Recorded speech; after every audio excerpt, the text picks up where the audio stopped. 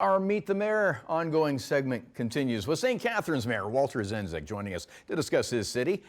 And of course, the region is in the gray lockdown zone. Let's start with that. And good morning. Thanks for joining us. Good to see you again, Bob. Happy 20th, by the way. Yes. Oh, thank you very much. Thank you very much, Mayor. What's your thoughts on being in the gray lockdown right now?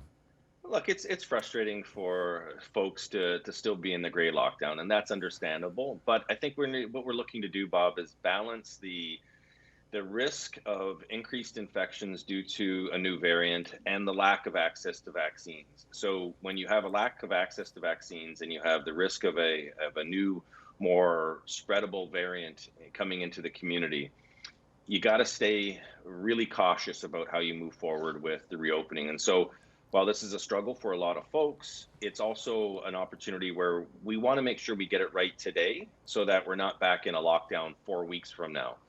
And so that's where I think Dr. Hergy is making sure that the best interest of our community is at the forefront of his decision making, and also making sure that we don't take steps back as we reemerge through our economic opening.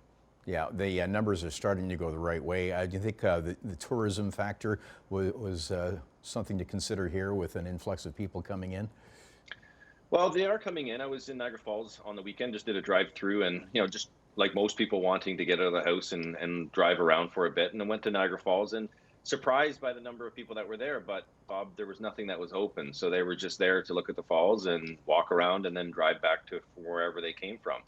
But again, it's that we are a tourism destination, both Niagara Falls, Niagara-on-the-Lake, and our wine industry is a tourism destination. So the sooner we get the vaccines, Bob, the more we'll be able to open up our economy. And that's the key factor right now, is until we get the vaccines into the arms of as many people as possible, we're always going to be in that state of, if the virus does present itself in a more aggressive way, we don't want to get back into a lockdown. So it's that fine balance that we're trying to establish here in Niagara. Yeah, now there was the vaccination clinic that was just set up at the Seymour Hanna Sports and Entertainment Center. Is it going to be okay in terms of supply there? Because we had a problem with the big clinic at the Metro Toronto Convention Center where they had to shut that down over supply issues. Well, this one's established, and it'll be based on the amount of vaccines that do come in. So this is for healthcare workers, so it's not for the broader public at this point in time.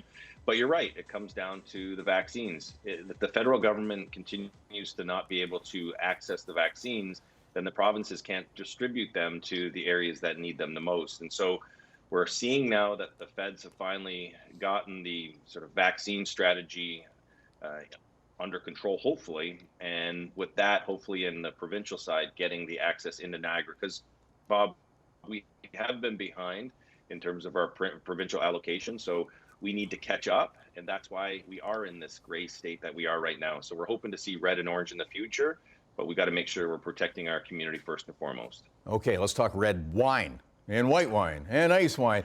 So regional councillors have supported your motion asking the province to drop that 6.1% tax on VQA wine. This is an issue before the pandemic, but it's certainly a critical issue now, isn't it?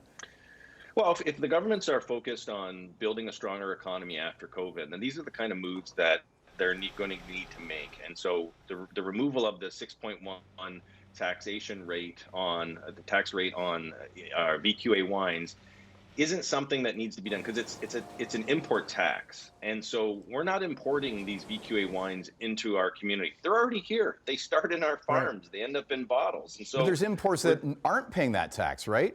But the local wineries are getting hit. They're getting hit, and it's a removal of a tax that shouldn't have been applied in the first place. And previous governments have been asked to remove this tax rate that makes it unfair for our local wineries here in Niagara. And what are they saying? Why the leg? Well, they're saying, okay, I'll say this. Governments are addicted to revenue. So if you're going to take this 6.1, you got to make it up somewhere else, or you've got to streamline your services. And so what we're saying is, if you want wineries to pay their employees more, if you want wineries to invest in innovation and capitalization of equipment, you need to remove this tax to make it more of a level playing field for our local wineries who are competing against the California, the Australian, the French, all of which have incentive programs in their countries to be able to produce wines of a good quality at a lower price point. We're at a disadvantage here, and we're trying to level the playing field. But again, if we're going to come out of COVID-19 stronger from an economic standpoint, the governments have to look at these kind of homegrown businesses and say, how do we support them? We support the auto industry, which can pick up and move to Mexico or China, but these wineries here in Niagara, you can't pick them up and replicate them anywhere else in the world. We've got some of the best wines here in Niagara. The government's got to recognize that and continue to support them. Yeah, precious industry representing like 18,000 jobs. So continued success on your efforts to support this industry, and we'll get continued updates from you throughout the year. Good to see you, St. Catharines Mayor Walter Sendzik.